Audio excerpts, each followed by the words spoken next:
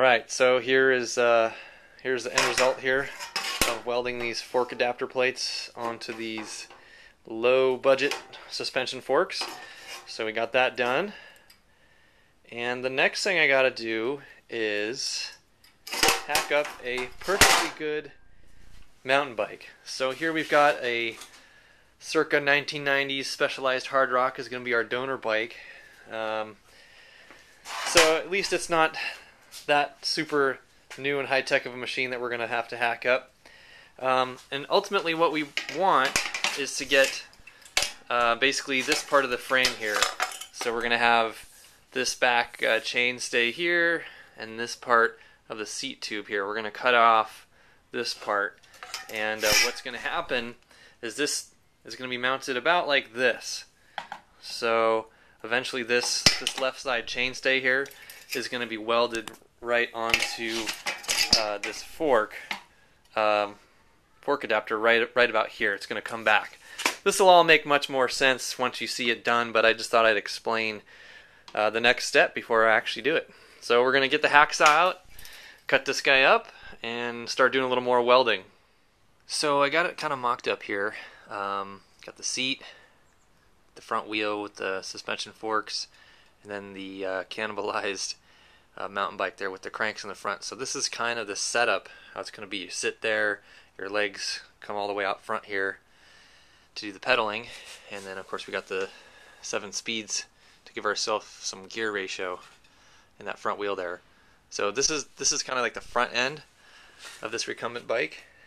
And for the back end, this is my new donor bike right here. So we're going to be taking the swing arm off and putting it right here on the back of the bike. So that way we're going to have dual suspension on the recumbent bike. So that's kind of where I'm at right now. Got to do a little bit more of configuring, and then we're going to weld up this front end here. Guys, well, I'm about done for the night. I thought I'd show where I'm at. I got the front end of the recumbent bike done, so I'm going to give you a little bit of a view of it here and sort of what it looks like for someone to be sitting in this bike, because it's a really weird configuration. So there's what I'm hoping is to show you the front end of it. Here's the pedals right here, and here's the front wheel. The chain's going to be right about here, and of course I got my brakes on the other side, and then of course right about here is going to be where the frame comes back down. And then I'm sitting in the seat, which I don't know if you can see.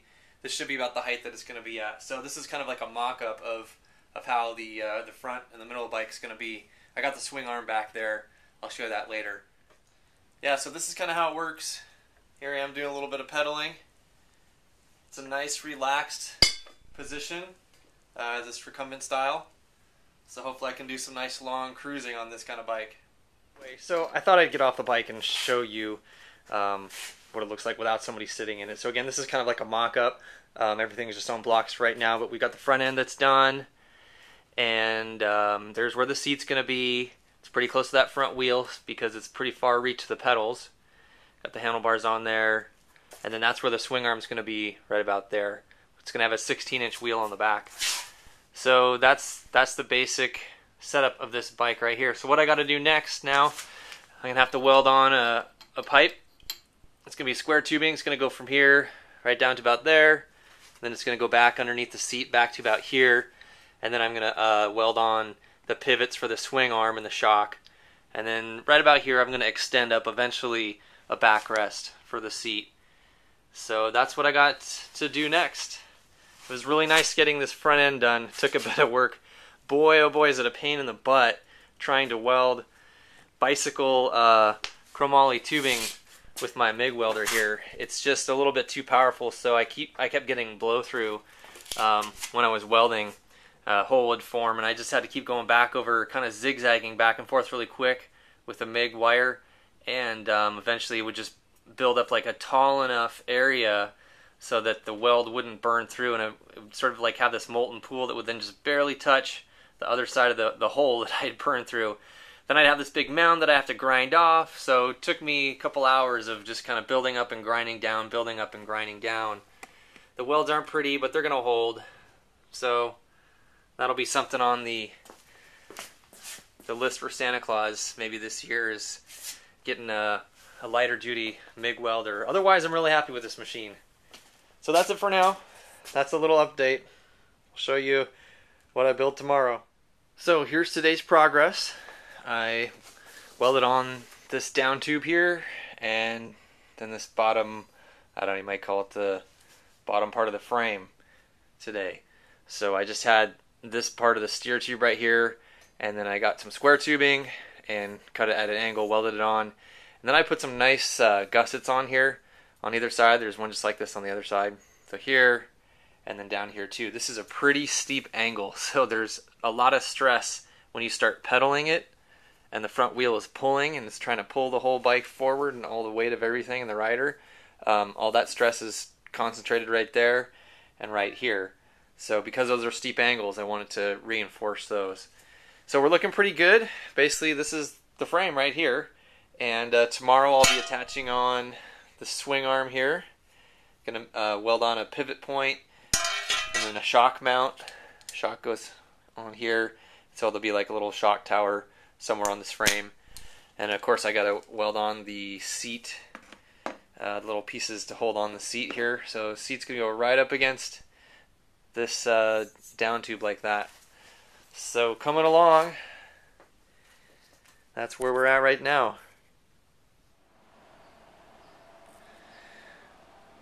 So here's the frame all welded up.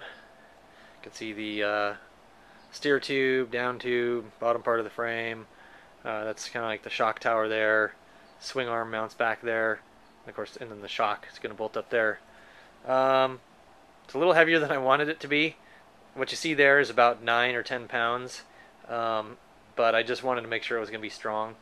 So anyway, we're going to throw this on the front end there and put that swing arm on. Put it together and see how it looks. I admit I didn't do a really good job documenting this particular build. It's all together now. I've probably had about, or put about 200 miles or so on this bike.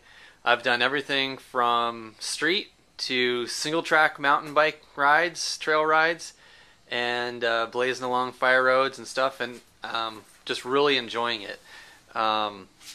It's a really comfortable bike to ride, and it's pretty fast, and it doesn't take a lot of effort to ride it because there's not a lot of wind drag this particular position. So I'm going to go from the front to the back and kind of talk about the different parts on it. If you've been following this build, then you kind of already understand it. The last video I showed you the frame. You can see it there. Runs underneath the seat. And then back here, and then the swing arm attaches to it. A couple things are kind of covered up, but I'll try to point them out so you know what's going on. So this is a full suspension. There's shocks in the front, shocks in the back. Pedal e-bike, I guess. So the front you can pedal, obviously, and there's actually 7 speeds in the hub. So I can go from I can do really steep hills. Like I said, I've done some pretty steep stuff on trail rides, and you'd actually be surprised. People ask me like, well, don't you lose traction, since it's a front wheel drive? So even if I'm not using the electric motor in the back and I'm only pedaling the front, I can actually go up some pretty steep stuff. And even if it's just like a dirt road, so typically might be a little bit slippery, if you will. But really, if you look where I sit, which is right there, it is behind the front wheel, but it's also very close to the drive wheel. So I actually have pretty good traction. It's surprising how good a traction it has. And then of course, if I need a little help, if I am slipping, I just engage the rear electric driven motor, and then it's a 2-wheel drive bike. So then I can go up just about anything. It doesn't have a crazy amount of torque on it, so I'm not gonna push it. But if I've got some momentum going up a hill and I need a little bit of extra traction, I can just twist on the throttle and get up the hill. Okay, so here is the front hub. It's been adapted to Shimano Nexus 7-speed. It's been adapted with a disc brake, and it's a full hydraulic disc brake. It's a Tektro Agura comp. I've been running these brakes for a while. I really like them. They're really inexpensive. They grab nice. Not a lot of modulation on them. It's sort of on or off, but they're very powerful, so I like that. Something you can't see, I'm going to flip the bike around later, but I did eventually put a derailleur, something you would see like on a single speed, just to put a little bit of tension on my chain. And that also enables me to put on different sprocket sizes if I want to. This one would be a little harder to change. This is just a single speed up front right now. And these cranks are actually, I believe, let's see if I can read these are 152 millimeters, so they're kind of short. But I like to have higher RPMs, so the shorter the cranks, the less torque you get, but you can more comfortably run a higher RPM. And so since I don't have like a really tall top gear on this, it's nice to have shorter cranks. And I'm also a little bit of a clearance issue here on this front pedal, close to the ground. But every once in a while my heels do scrape, but it's really not a problem. Okay, so moving back, let's see what else we got here. Of course, there's the shocks for the front. Nothing special about them. They're just springs. These are just really low-end suspension forks. So this cable is the brake cable.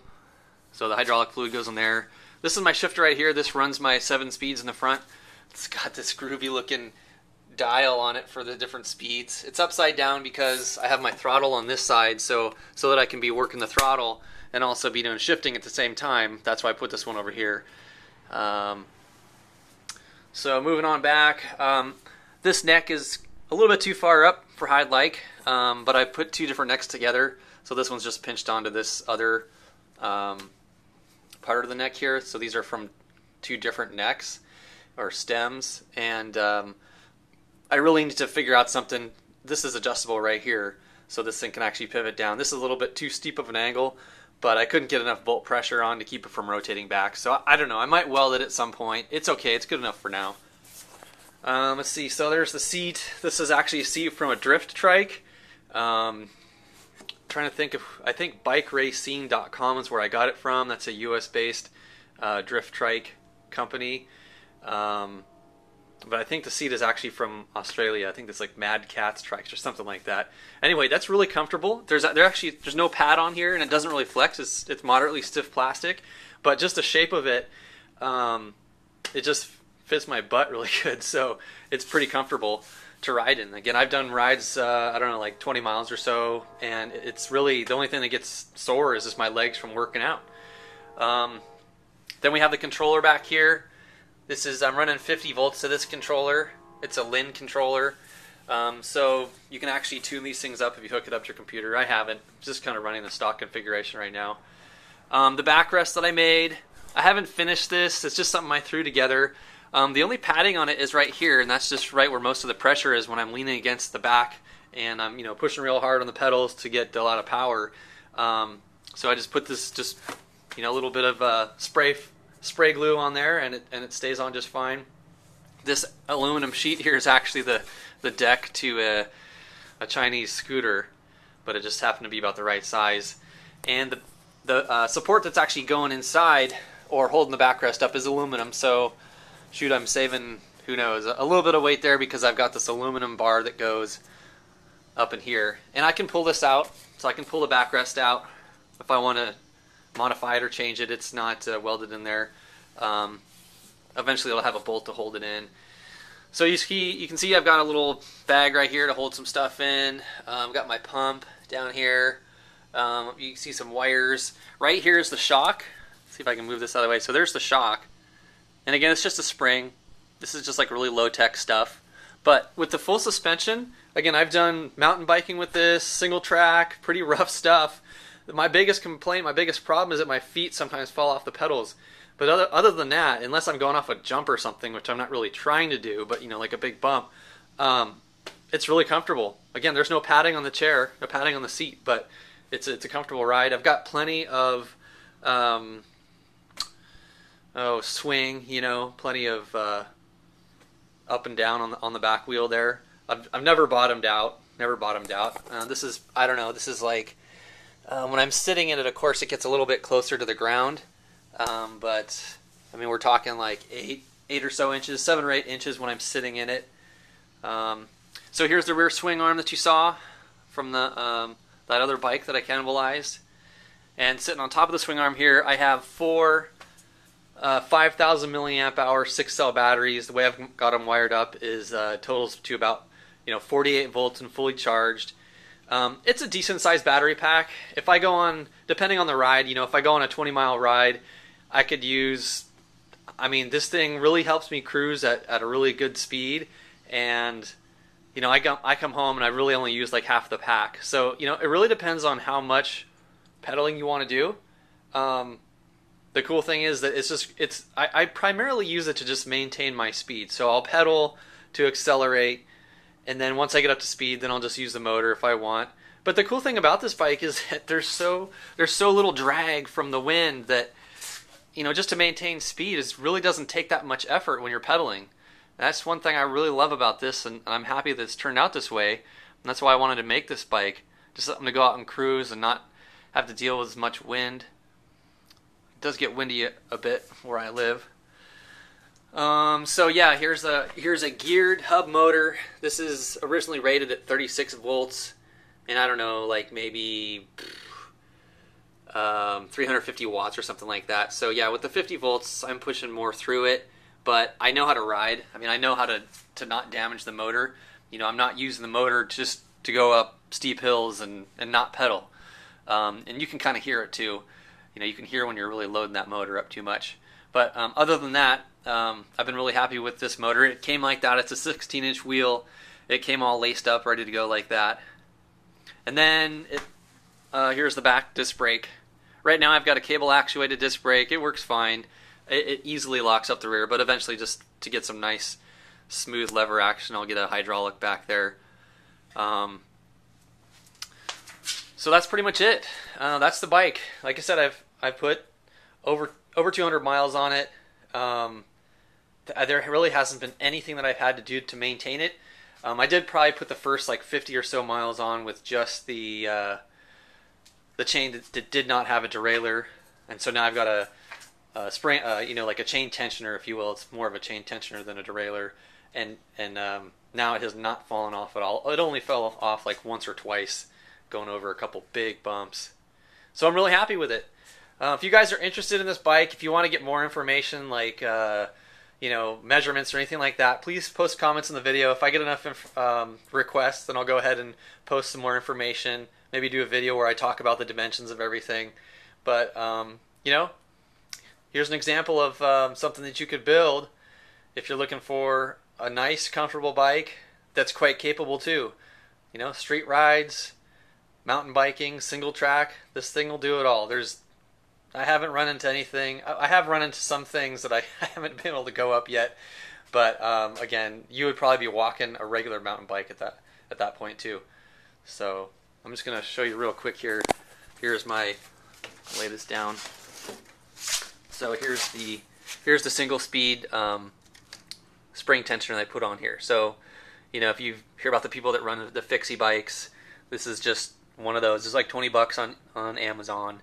And then I did, from the original mountain bike that I hacked up for this part of the frame here, I just took off the derailleur hanger, welded it on. So now my chain just stays nice and snug the whole time. Even if I want to change sprocket sizes in the front or the back, I can do that. And with a spring-loaded tensioner, it'll just take up the slot. So there she is.